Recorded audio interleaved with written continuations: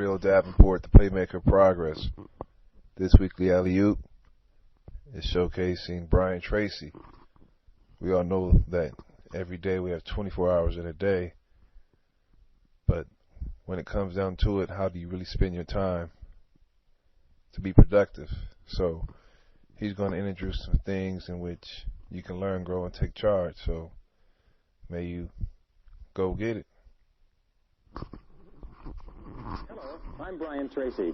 About 25 years ago, I began a lifelong search for the answer to the question, why is it that some people are more successful than others? Why is it that some people earn more money, they have better jobs, they get promoted more rapidly, they live longer, they have better health, they have happier relationships, and yet the great mass of men and women, by their own admission, live lives of quiet desperation?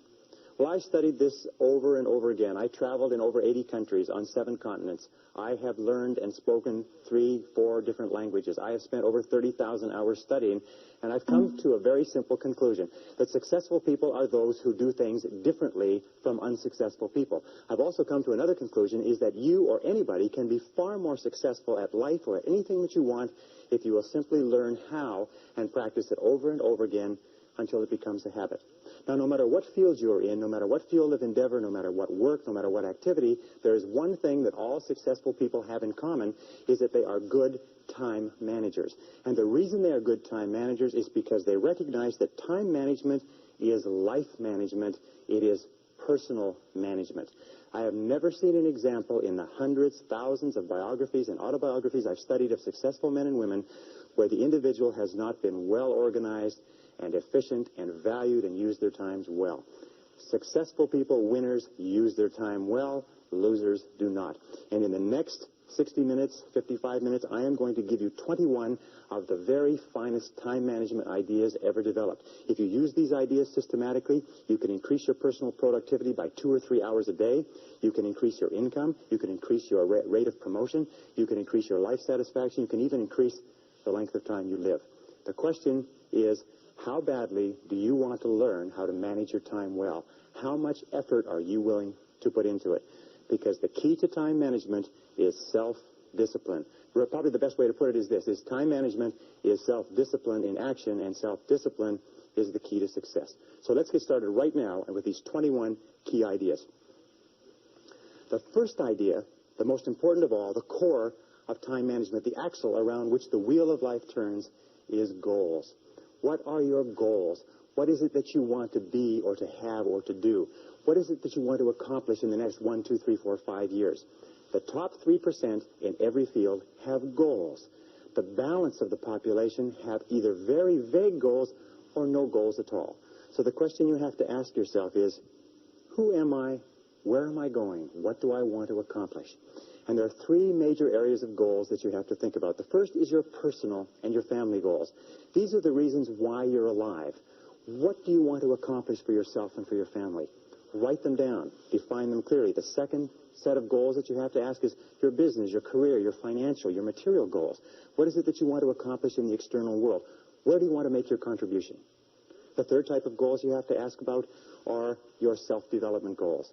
And in my estimation, your ability and your willingness and your tenaciousness in developing yourself is the key to accomplishing everything else.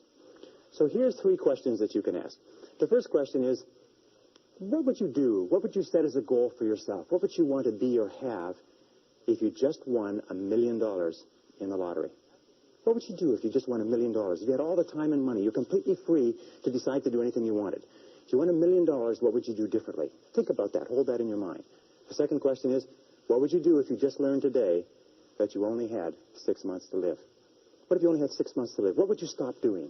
What would you do more of? Who would you spend time with?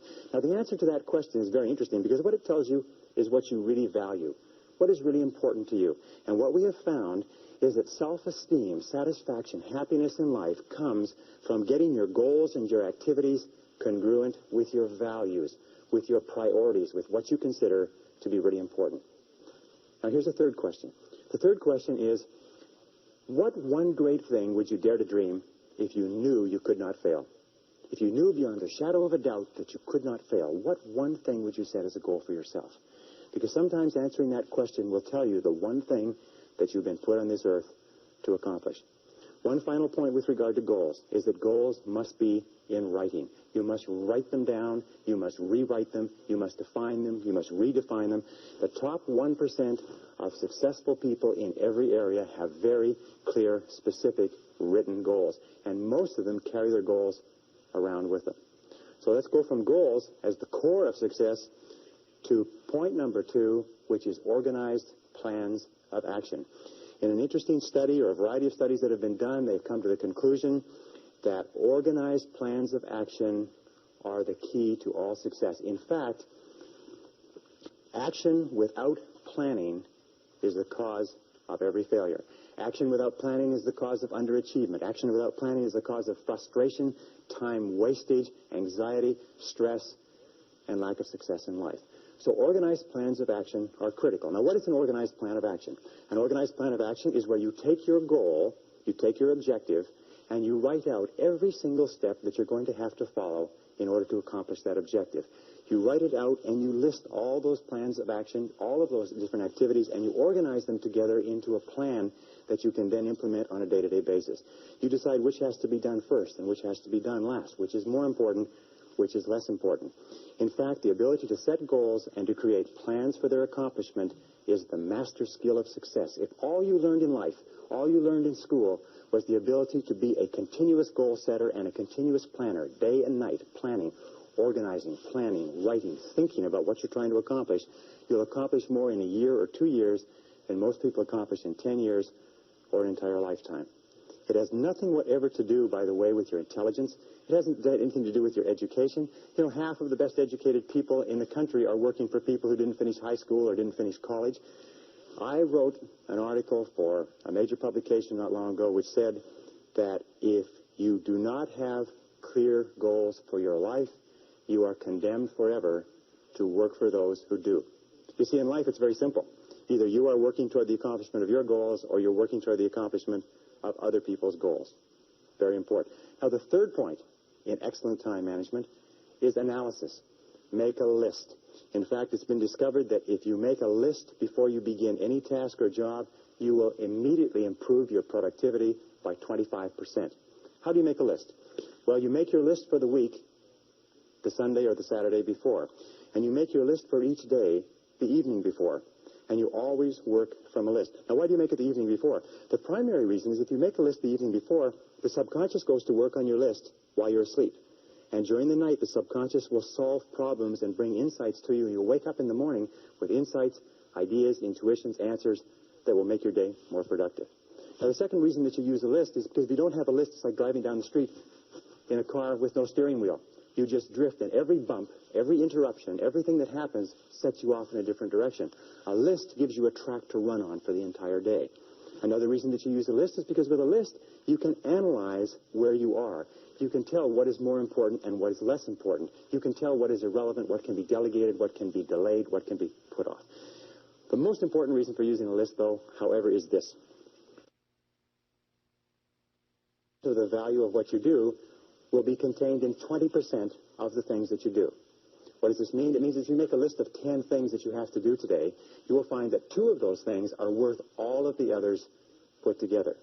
Now, the difference between highly effective people, as Alfredo Pareto said, was that highly effective people work on the vital few versus the trivial many. The difference between the two is that ineffective people work on the trivial many. They work on things that are fun. They work on things that are easy. They work on little tasks, fun tasks, irrelevant tasks, but they keep putting off and delaying working on their major tasks. So the key to success is always be asking this question: what is the most valuable use of my time right now? What is the most valuable use of your time right now?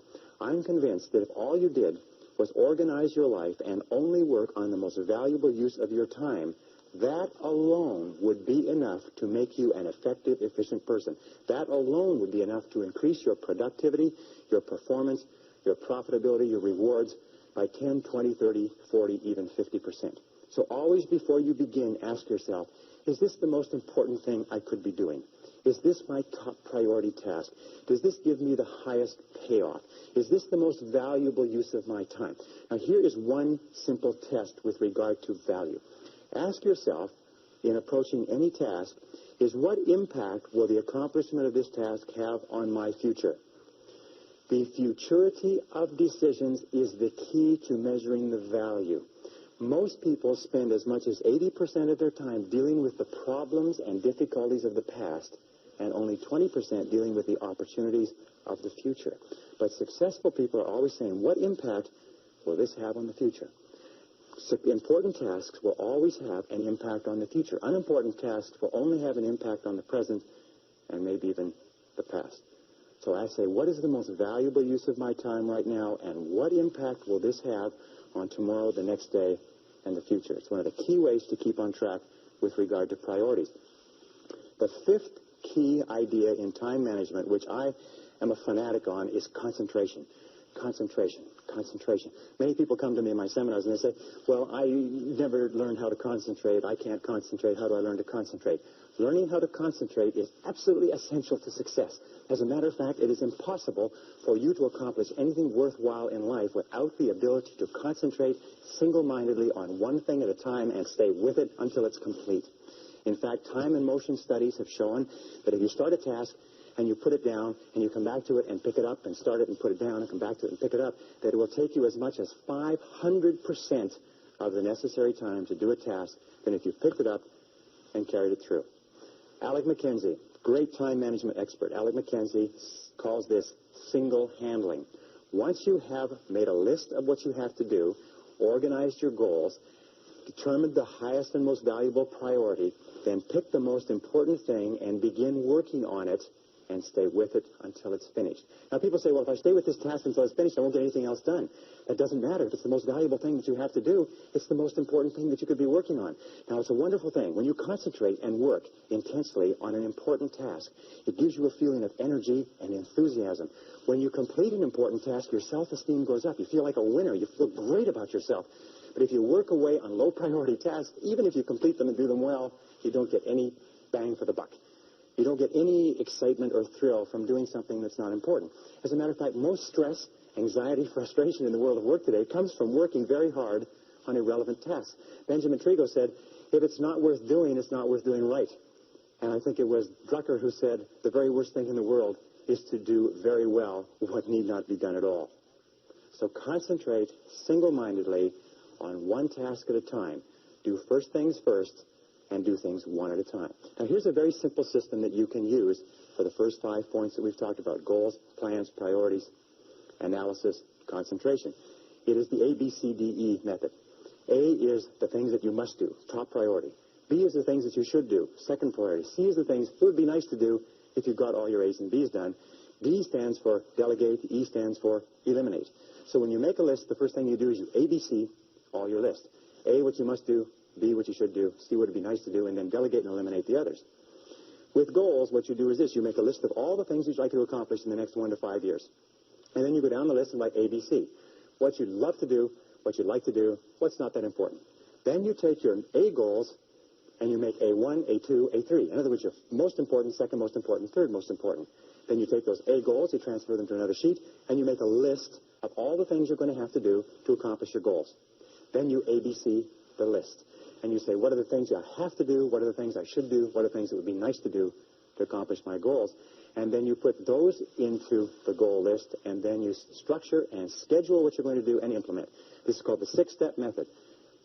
Choose your goals, set priorities. Choose your activities, set priorities, schedule, and implement. If you just do that on a day-to-day basis, that alone can make you a great, great success in life. The 6th key to time management is deadlines. Deadlines and rewards. Now, psychologists have discovered that 85% of the reason that you or I do anything is because of what we expect to happen as a result. We call this consequences or logical consequences. 15% is because of what we've been told, but 85% is the consequences that we expect. So therefore, what you do is when you have an important task, the way that you motivate yourself to do the task is you structure a specific reward that you're going to get when it's finished. Let me give you an example. Sometimes people are very uneasy about making telephone calls, especially salespeople, so they put it off and they procrastinate. what we encourage them to do is give themselves a reward every time they make a phone call. Put a cup of coffee next to the phone. Every time you make a phone call, give yourself a sip of coffee. Take a cookie and break it up. Give yourself a piece of cookie. In other words, train yourself the way you train a dog to have a positive consequence for everything that you do. So set deadlines. How do you set deadlines? First of all, when you set the goal, when you specify the task, set the deadline when it's going to be accomplished. Always set the deadline with lots of room to spare, and always try to finish before the deadline. Tell other people that you're going to finish by this deadline. Promise others that you'll have your work done. It's a powerful way to act as what is called a forcing system. A forcing system is something that motivates you to stay at it. Because if you don't set a deadline and give yourself a forcing system, you fall into the trap of what is called Parkinson's law. Now, Parkinson's law says that work expands to fill the time allotted for it. That if you have 2 hours of work to do and 8 hours of time, you will stretch that work over 8 hours. Parkinson's law also says that work contracts to fill the time allotted for it.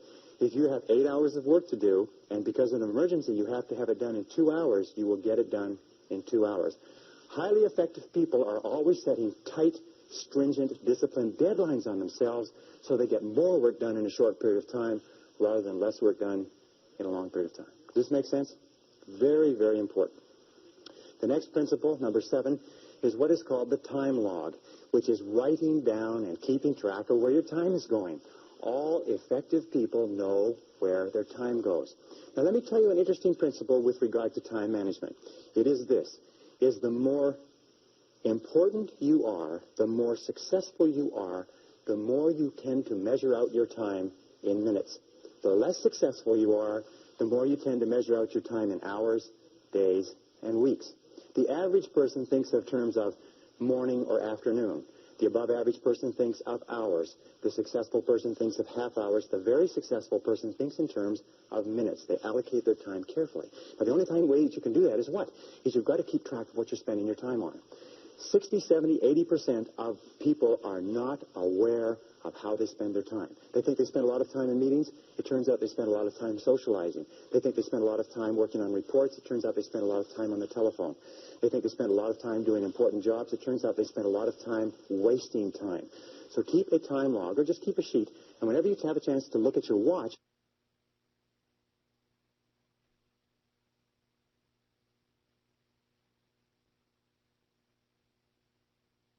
write down what you're doing at the time, or have somebody else watch what you're doing and feed back to you how you're spending your time. And then you have to ask, is how I'm spending my time consistent with my major goals, my top priorities, my high payoff tasks?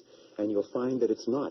And you'll also find that you feel frustrated and you feel stressed if you are not working your time on the things that you're supposed to do. So keep measuring your time, logging your time, analyzing your time. How am I spending my time? Am I spending my time on the things that are important to me? Am I spending my time on the things that give me a big payoff? And if you're not, keep adjusting and modifying your schedule.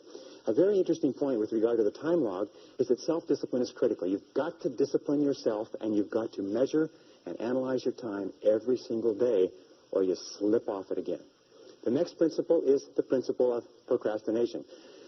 Overcoming procrastination is absolutely critical, but there's two kinds of procrastination. There's positive procrastination and negative procrastination. Positive procrastination is when you procrastinate on doing low-priority tasks. It is when you procrastinate on doing things that do not contribute very much to your major goals. Negative procrastination is when you procrastinate on what is called your most important tasks. Now, there's an interesting point, is that their tasks are either urgent, which means they have to be done now, or they are important, which means they don't have to be done now, but they have a very high impact on your future. We have a natural tendency to always do what is urgent rather than what is important. Important tasks are seldom urgent, and urgent tasks are seldom important. So you overcome procrastination with a very, very simple method. It was developed by W. Clement Stone when he was a young man. He built a fortune of $500 million, and this is one of the central principles of his life. It's simply this. Every morning when you get up, say over and over to yourself, do it now, do it now, do it now, I do it now, do it now. Whenever you have this tendency to procrastinate, Program your subconscious mind with this automatic conditioned command: do it now, do it now, do it now. The key to overcoming procrastination is to develop a sense of urgency. Be the kind of person who gets things done quickly. Be the kind of person who launches fast on a task. One of the ways to launch fast on a task is to take the task and break it up, what is called salami slicing it. Slice a piece of salami. Don't try to eat a whole loaf of salami. You just eat it one slice at a time. Take your task and break it up into small pieces and do one piece at a time. Say over and over to yourself, do it now, do it now, do it now. Do you know that less than 2% of the population have a sense of urgency? And that there is not an example of a successful person anywhere who does not have a sense of urgency? That if you just develop a sense of urgency, when somebody gives you a task, that you get on it and do it fast, that alone will move you into the top ranks in a very short period of time. In a study done amongst 104 chief executive officers 2 years ago, they asked what would be the qualities that would put a person on the fast track in their career. You know the conclusion they came back to with? 2 qualities. Number 1, the ability to set priorities, to choose what was relevant over what was irrelevant. And number 2 was the ability to get the job done fast. If all you did was this, set priorities and get the job done fast, that alone would cause you to stand out from 80 to 90% of the people that you work with. Number 9, delegate. Delegate everything that you possibly can. Now, what does delegation mean? Delegation is very simple. What it means is this, is that whatever your hourly rate is, let us say your goal is to earn $50,000 a year. If you work 8 hours a day, that's $25 an hour. You got that? So you're a $25 an hour person. Now, the only way you can make $25 an hour is if you do $25 or more work. And the only way you can do $25 an hour or more work is if you take anything that can be done by anybody who earns less than you per hour, 20, 15, 10, 5, and so on, and delegate, outsource, have somebody else do it. The most valuable resource in the world today is productive time. And do not waste your productive time dropping off laundry, getting your car washed, mowing your lawn, cleaning your house. Do not waste your productive time doing things that you can hire people to do for $5 or $10 an hour. Use your productive time on tasks that are more expensive, of higher value. Delegate everything that you possibly can. In fact, its general conclusion is this, is that if you cannot delegate, if you cannot get other people to do things of lower priority for you, you cannot grow, you cannot develop, you cannot be successful. You may be successful running a shoe shine stand, but that's about the limit of it. Delegation requires one key word: clarity. Clarity. The reason people don't delegate is because they've delegated and other people have dropped the ball. But the major reason why people don't fulfill the task that you've given to them is because of lack of clarity. So when you delegate, here are the keys. First of all, think through what you want done. Write it down. Second of all, pick the right person to do it. Don't give a major task to an incapable person. Third of all, make it crystal clear what you want done and when you want it done. And fourth of all, check, review, inspect, keep on top of it to make sure it is done on time. Never assume that anything will be done on time. I read something years ago, a great sign. It said that assumption lies at the root of all foul-ups. Never assume that anybody or anything will be done on time unless you check on it yourself. Okay, the next principle, number 10, is meetings. Meetings are an absolutely essential part of human life. We spend 75% of our time outside of our home and inside our home communicating with other people. It's absolutely essential that we meet. Meetings are very, very productive uses of time, but 50 to 70% of meeting time is wasted. I read a statistic recently that says that the average person spends 3 to 5 years of their life in meetings. The average business person spends 25% of their day in meetings and is wasting more than half of that time. So here are some of the keys to using meetings as an effective business tool. Number 1 is have a purpose for a meeting. Make sure that it's crystal clear at the beginning what the purpose of the meeting is. If you are the person organizing the meeting, when you start the meeting, you say the purpose of this meeting is. And if you are not, when you sit down, you ask the person who is chairing the meeting, what is the purpose of this meeting? You look upon a meeting as an investment. Take the time, the dollar value of the time of each of the people at the table, and look upon it as an investment of that many dollars in time. Best way to save time in meetings is what? Is don't go at all. If you can possibly avoid a meeting, don't go to it. If there's no need for you to be there, get the report on what happened later. Second thing we do when you do go to meetings is make sure that there's an agenda. An agenda is like a list. It's a track to run on. If the chairperson doesn't have a list, offer to put together a list or an agenda for them. Even if you just write it out and photocopy it, it's better than no list at all. Deal with the most important items first. When you have finished your contribution, ask if you can be excused. And start and stop the meeting on time. Now, what's the biggest time waster in meetings? In my estimation, it's two things. The meeting goes off track and the conversation becomes irrelevant. Or second of all, people wait until the latecomer shows up. So here's the basic rule with meetings, is always assume that the latecomer is not coming at all and start the meetings punctually. Start and stop the meetings at the specified time. Say the meeting will start at 8, end at 9, and at 9 o'clock, wrap up the meeting. Fair? Okay, that's how you handle meetings, and there's a lot more to it than that, but your skill, your ability to work well in meetings is a critical part of good time management. Number 11 is interruptions. The biggest single time wasters in the world of work within the office are interruptions, and the two major types of interruptions are telephone and walk-in visitors, people that just drop in to socialize and to talk to you. So how do you deal with these interruptions? Let's talk about the telephone first. The way that you deal with telephone interruptions is to remember this. When you were a child, the telephone was where you got phone calls from your boyfriend or your girlfriend. Today, we still are conditioned to have an irresistible urge to answer the phone. As a matter of fact, it's been demonstrated that you can get through to people on the phone that you could never get to physically, because people cannot resist answering a ringing phone. You have to discipline yourself to remember that if it's important enough, they'll phone back. So here's some of the things you do with telephone calls. First of all, have your calls held. Tell somebody you're going to be in a meeting, you're going to be working, have all your calls held for 2 or 3 hours, and then phone back all at once. Second of all, with regard to interruptions, if you don't have somebody to hold your calls, do what I do when I work at home. I unplug the telephone. Now, people say, well, what if it's important? If it's important, they'll call you back. Another thing that you can do if you can't stand unplugging the telephone is put on an answering machine and have the calls captured with an answering machine and then call them back at your own leisure. But don't be a slave to the telephone. The next principle with regard to interruptions is people. Most people are time wasters. That's the basic rule. Most people are time wasters. They waste your time, they waste their own time, they waste other people's time, and you have to be alert to it. So when a person comes in and they want to talk, they drop in without notice. The very fastest way to get rid of a person is to stand up when they walk in. Stand up and stay standing up, they won't sit down. And you can lead them out by saying, there's one more thing before you go. And then just say it and lead them to the door. If necessary, and I've had to do this on occasion, a talkative person comes into my office, I get up and I start toward the door and I say, I was just leaving, and I leave. And the person follows me out and goes on somewhere to bother somebody else, and then I go back into my office. If people call and say, have you got a minute? Say, no, not right now. Could it wait till this afternoon? You know what they'll say? They'll say, sure. And 90% of cases, they'll forget why they came in the first place. So control interruptions. The interruptions and the ringing telephone are two major sources of stress in the world of work. Now, another key management principle, and in management, in time management, in personal management, this is essential. It's what is called key result areas. In other words, it is the key results that you have been hired to accomplish for your business. Even if you own your own business, you are still subject to key result areas. And the way that you find out your key result areas is you ask yourself this question over and over again. Why am I on the payroll? Why are you on the payroll? What have you been hired to accomplish? Not do, not your tasks and activities, but what results are expected of you? You ask yourself this question.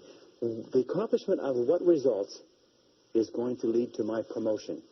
How am I going to earn more money? What results do I have to achieve in order to get a raise in salary? What results does my company expect of me? What contribution am I expected to make? And then you say, what are my key results? Another way of looking at it is to remember that every job has a series of functions. And there are secondary functions and primary functions, and they're what is called core functions. So you have to ask, what are the core functions of your job? What are the goals of your job? Now, many people say to me, well, I'm not sure. Do you know what the major reason for stress in the American workplace is today? Is people don't know what's expected. I would say 80 or 90% of people out there do not know what's expected. They're not sure why they're on the payroll. And here's a very simple technique for it. Go to your boss with a list of everything that you do and ask your boss to organize it in order of priority. Say what's number 1, what's number 2, what's number 3, what's A, B, or C. Help him or her organize your list in order of priority and give it back to you. I promise you, you'll be surprised. But why is it that you absolutely have to know why you're on the payroll? It's simply this, is that you cannot perform excellently. You cannot do superior work. You cannot be promoted. You cannot get a raise unless you are doing and doing well the key things that your boss has hired you to do. Have you got me on that? Or have I got you on that? Key result areas are critical, and you have to know every single day. In fact, you know something? One of the major sources of frustration in work is to be working very hard on something and being vaguely uneasy because you know it's probably not important. So keep clear channels of communication with your boss, and if you supervise other people, have them bring to you a list of everything that they do, and you organize it in order of priority and make it clear to every person what their contribution is expected to be. Okay? The next one, number 13, is batching tasks. It's interesting that there is what is called, in the world of work, a learning curve. A learning curve says this. It says when you do a job the first time, it takes you the most amount of time to do it because you're learning how. The second time, it takes less. The third time, it takes less. The fourth time, it takes less.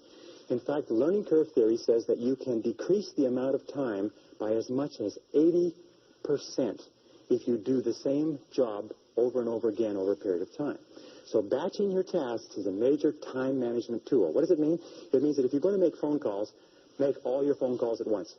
Have your calls held, make them all at once. If you're going to do invoices, do all the invoices at once. If you're going to do correspondence, do all the correspondence at once. If you're going to read and catch up, read everything at once. It's been found that if you do this on a regular basis, you'll get so much more done by doing it and concentrating on batches of tasks than if you did not. So batch your tasks whenever you possibly can. Imagine what most people do is they do a little bit of telephone call, a little bit of correspondence, a little bit of this, a little bit of that, and they have no learning curve at all. Each one takes the maximum amount of time. So batch your tasks. Put groups of tasks together at once and do them at once. Okay, the next principle is neatness.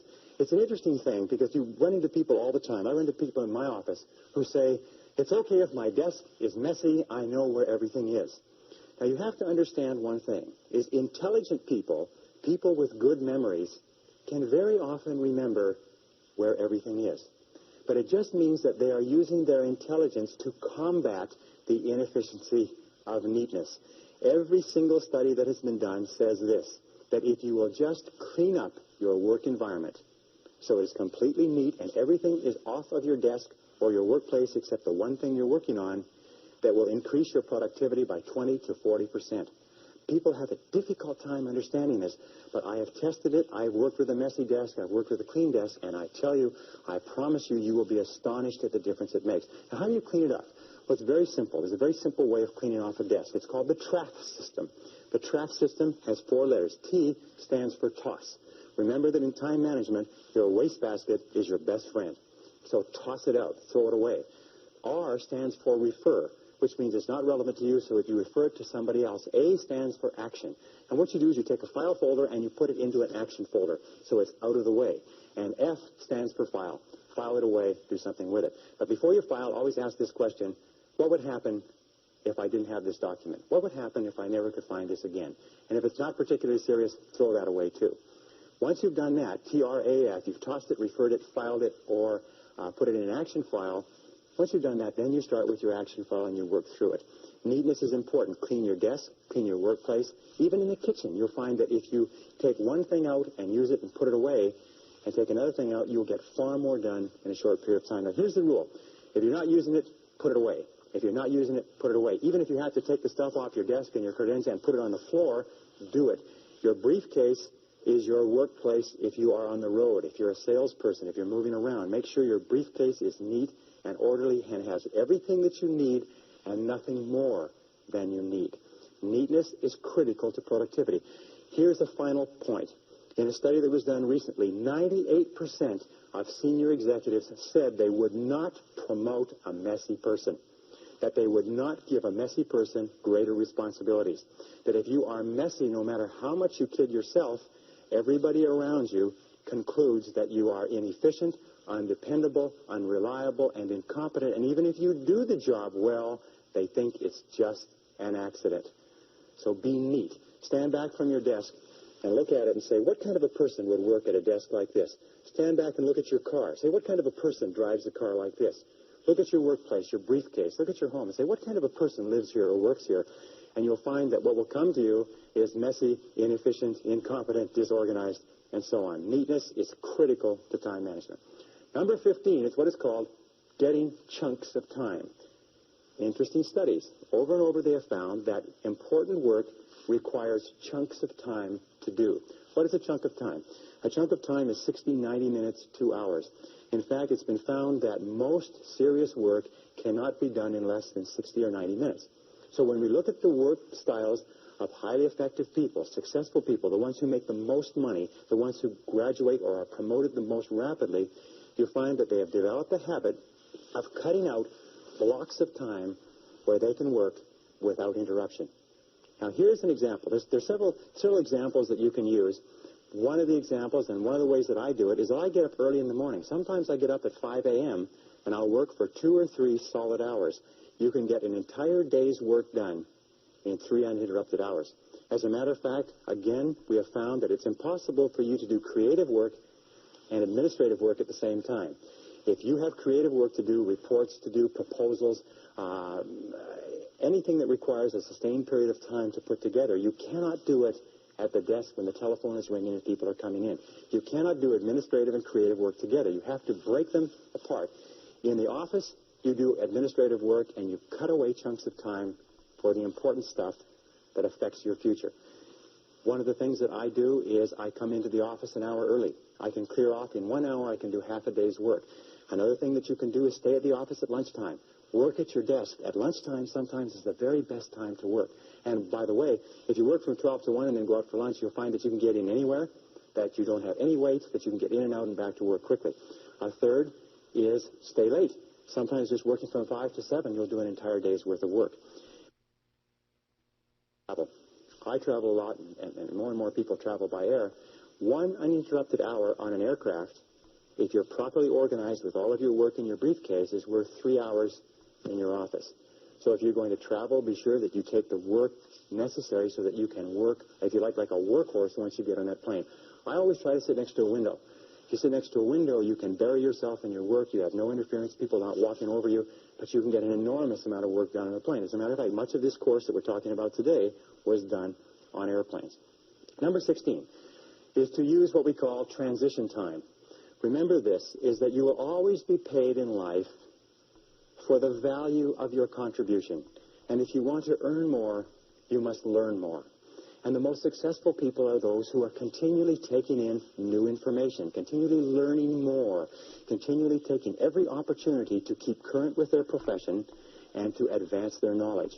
In fact, the knowledge in every single field today is doubling every 5 to 7 years, which means that whatever you're doing, in order to stay even, your knowledge has to double every 5 to 7 years.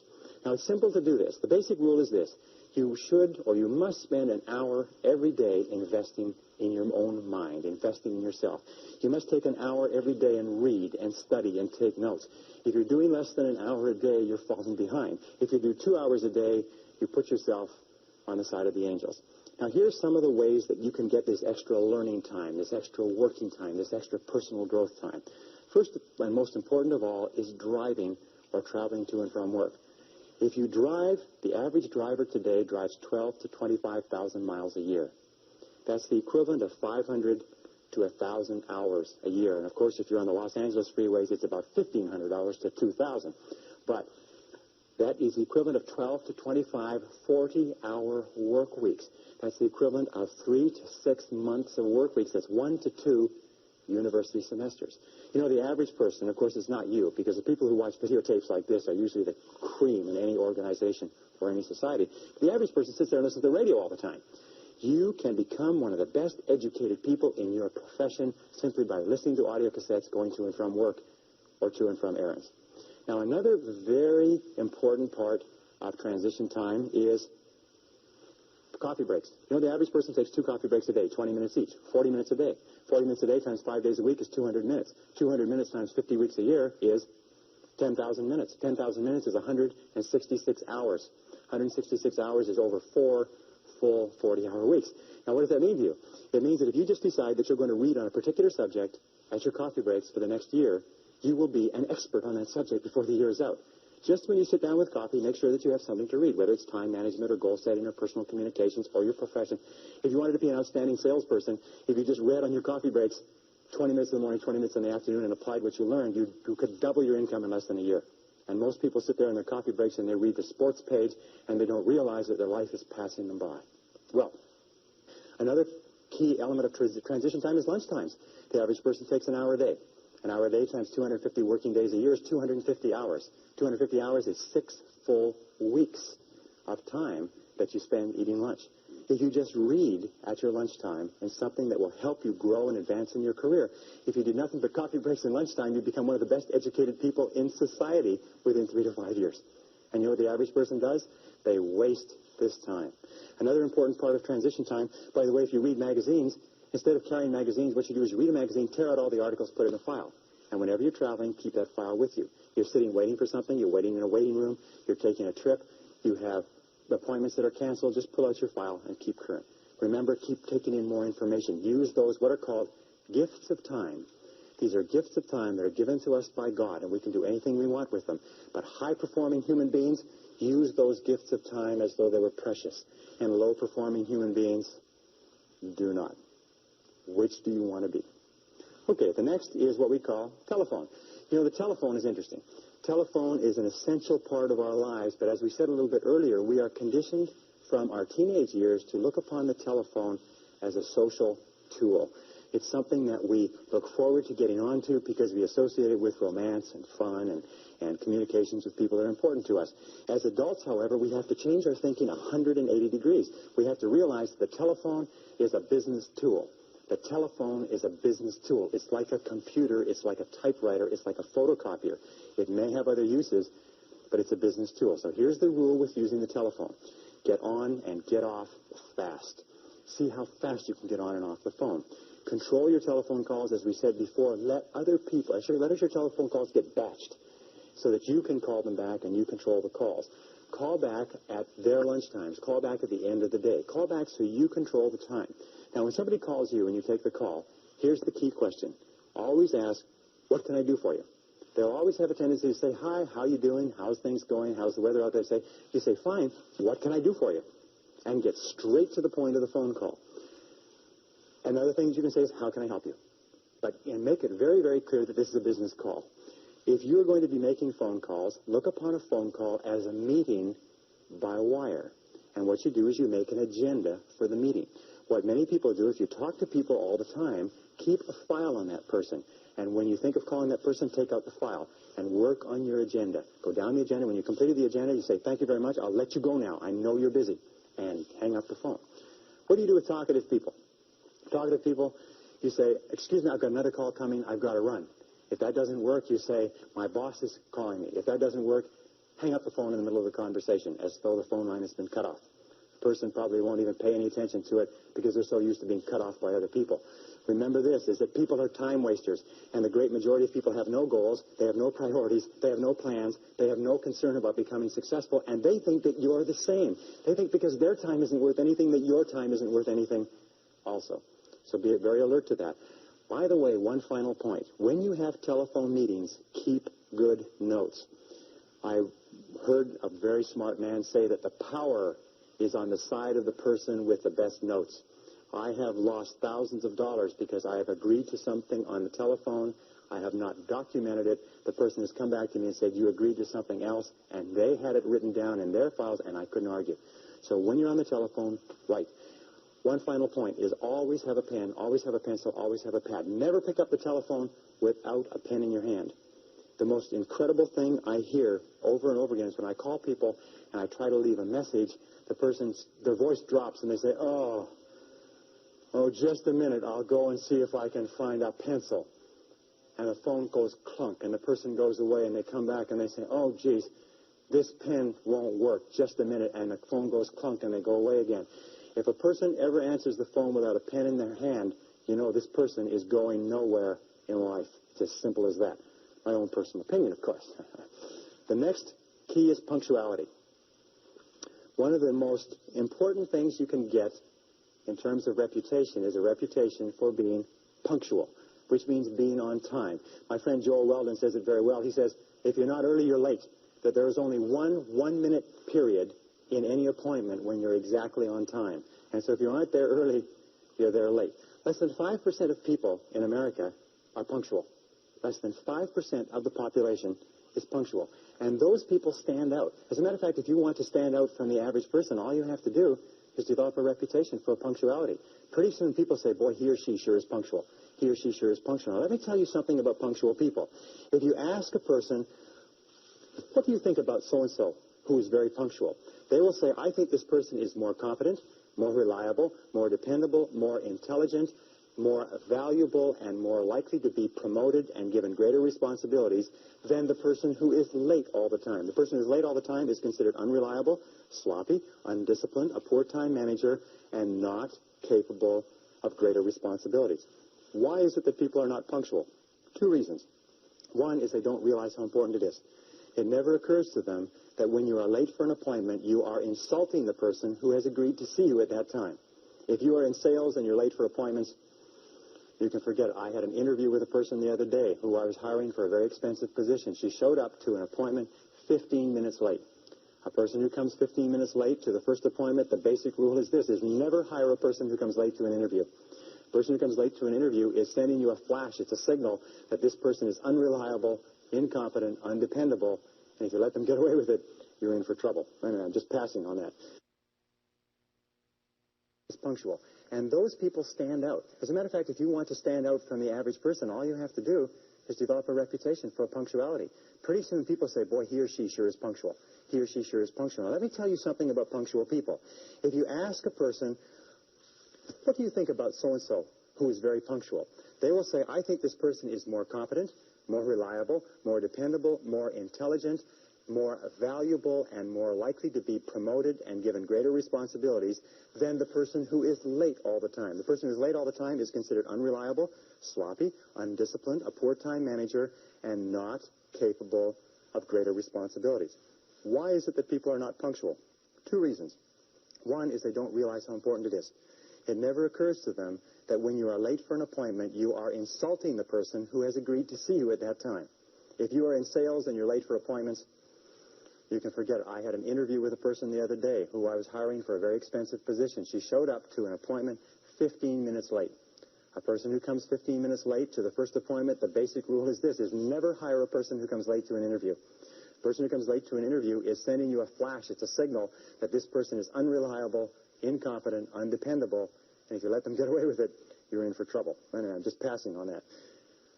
Punctuality, coming back to that. Vince Lombardi of the Green Bay Packers had what he called Lombardi time, which meant 15 minutes early. If he said to his team, be here Lombardi time, that meant be there 15 minutes early. Develop the reputation for being punctual. And finally, one other thing is if you are a superior and you have subordinates or you have people working for you, reporting to you, don't keep them waiting. If you agree to see them at 3 o'clock, don't keep them out there spinning their wheels, standing around. It's one of the worst insults that you can do to people. And if I could just come back one more time, with regard to communications, you know one of the great time wasters in life, this is aside from the points that we're talking about, is lack of concentration, distraction, fatigue. It's not paying attention. How many times have you had problems, serious problems, because you had a conversation with a person and they agreed to do something, or you agreed to do something, and one or the other of you forgot all about it, didn't remember it, wasn't paying attention, it wasn't done, it cost an enormous amount of money? How often does that happen to you? Paying very close attention is a powerful time management tool. If somebody comes in to see you, cut off all phone calls, close the door, clear your desk, and concentrate single-mindedly on a person. 10 minutes of concentrated conversation will clear up more than 1 hour of interrupted conversation. Pay attention, take notes. Now, number 19 is called work simplification. Do you know that at the turn of the century in the United States, it took 50% of the American population to feed, working on the farms, to feed the other 50% living in the cities. Today, it takes less than 3% of the farm population to feed the other 97% in the cities and half of the world besides. The reason for that is because of mechanization, systematization, simplification of the agricultural process. As a matter of fact, every great advance that has been made since the Industrial Revolution has been towards simplification. Always be looking for ways to do tasks faster, easier, cheaper, quicker, better. Always be looking for ways to do them faster. As a matter of fact, over and over again, individuals have put their careers on the fast track by finding ways to streamline existing processes. Now, here's a couple of other ideas which have been very useful to me in terms of getting more done in a short period of time. Here are the 6, maybe 7 key ideas. If you want to get more done in a given period of time, or if you want to get more done, period, you can do, 1, you can work longer. In other words, you can spend more hours working. But that's not a great idea because your productivity starts to drop off and you start to make mistakes, which you have to come back and correct and so on. Number 2 is you can work faster. You can get more done within a short period of time. Number 3 is you can do fewer things, but do more important things, do higher payoff tasks in the same period of time to increase your productivity. Number 4 is you can do things that you are better at. One of the qualities of leaders is that leaders, exceptional people, are always concentrating their time on doing what they do best. So ask yourself, what is it that I'm the best at? What is it that I do the easiest? You can sometimes dramatically increase your productivity simply by concentrating on where you're good. Another thing that you can do is make fewer mistakes. You know, there's an old saying that there's never enough time to do it right, but there's always enough time to do it over. If you make fewer mistakes, you will get far more done within a certain time, within that time period. And the last thing, which many people miss, is do things together. Teamwork. Putting a group of people together to work on a complex project can sometimes get the project done in 2 hours, whereas it would take another individual 8 or 9 or 10 hours. So do things together. Work as teams with other people. Those are the keys. But work simplification means always finding faster, easier, newer, quicker, cheaper, more efficient ways to do what you're doing. Number 20 is the magic word. The magic word in time management is no. Learn to say no to activities, tasks, responsibilities, and obligations that do not contribute to the most important goals that you have set for yourself. The word no is magic, and the place and the time to use the word no is early and often. It's like the wastebasket. Wastebasket is your best friend when you're sorting the mail. You know, the average person spends 8 months of their life sorting junk mail, reading through junk mail. Absolutely phenomenal. Recent study. It's incredible how much of your life is taken up by people who ask you to do things and you do it because of a sense of obligation. Let me tell you, as I said to you before, most people do not value their time, so they don't value yours. Now, how do you deal with a person who you know, who you like, who you respect, who asks you to do something? Very simple. When they ask you to do something or work on a committee or take on a project, ask, especially if you have, it's not if you're boss, but especially if you have control, is say, let me think about it and get back to you. There's an old saying that delay is the cruelest form of denial. If they press you for a decision, say, I cannot make a decision now, I have to think about it. And after you've thought about it for 24 hours, call them back and say, I've thought about it, I simply don't have the time. But thank you very much for thinking about me, and get on with the rest of your life. You know what Nancy Reagan says? Nancy Reagan says, just say no. Now, in time management, the word no is one of the most powerful of all words. It'll save you hours, weeks, months of working on projects that contribute nothing to your goals. And finally, number 21 is balance. In all of time management, you have to ask this question, is what is the purpose of managing your time well? What is the purpose of getting an extra 2 or 3 hours a day? And the purpose is to enhance and improve the quality of your life. And the most important things in a person's life are their health, their peace of mind, and your relationships.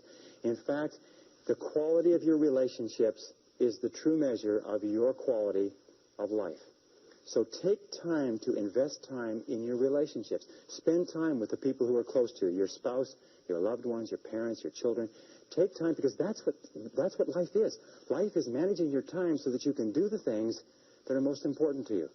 We start off in life thinking, boy, if I'm really successful at my job, then I'll be able to do all of these things for myself and my family. And what happens is we lose sight of that goal and we become totally preoccupied with the job to the exclusion of the family. Do you know how much time the average working parent spends talking to their child in America today? 30 seconds per day.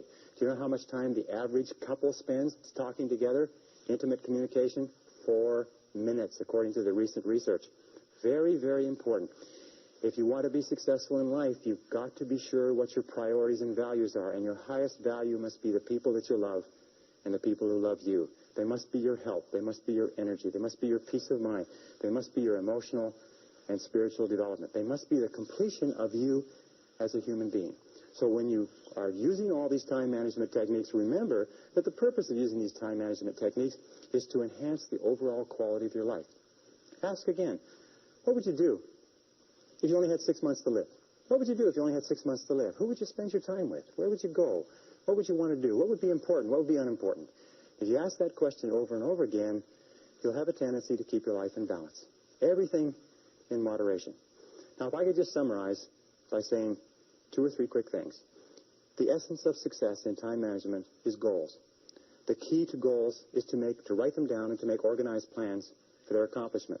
The key to those organized plans is to set priorities and determine what is more important and what is less important. And always concentrate on the most valuable use of your time. The key to concentrate on the most valuable use of your time is to stay at the task until it's finished. Persevere without distraction or diversion. Keep at it. Hammer, hammer, hammer until your most important tasks are finished. And finally, develop that sense of urgency. Do it fast. Do it now. Fast tempo is essential to success. Fast tempo goes hand in hand with energy, with happiness, with enthusiasm, with self-esteem. So make crystal clear what you want to do, make crystal clear the steps, and start working on those steps and do something every day to move you toward the most important goals of your life. And if you do that, you will be an excellent time manager, an excellent personal manager, an excellent life manager. You will have a great, great life.